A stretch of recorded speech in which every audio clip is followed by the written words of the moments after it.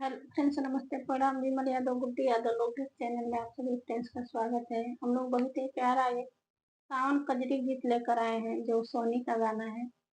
हम लोग अपने हाथ से बनाए हैं। अगर अच्छा लगेगा तो लाइक शेयर सब्सक्राइब जरूर कीजिएगा और कमेंट बॉक्स में जरूर बताइएगा ये गाना आप लोगों को कैसे लगा।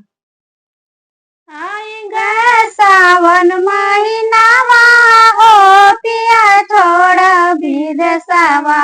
आई गए सावन महीनावा हो पिया छोड़ विदेशवा। सासु तना मारे ननद तना मारे, सासु तना मारे ननद तना मारे।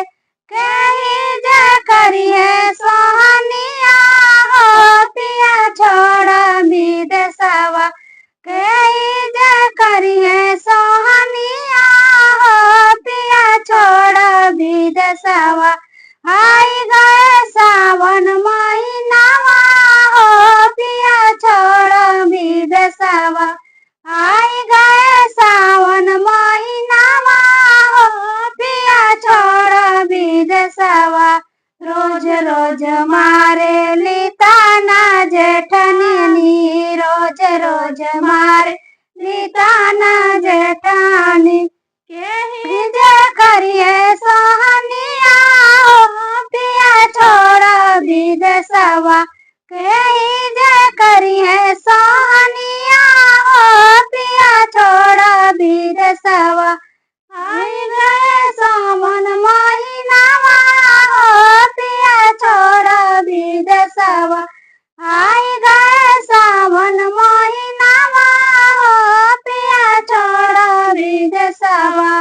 रोज रोज मारे ले देवर मोर तनावा, रोज रोज मारे ले देवर मोर तनावा।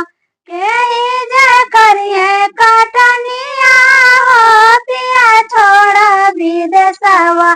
कहीं जे करिए कटनिया हो पिया छोड़ विदेशवा।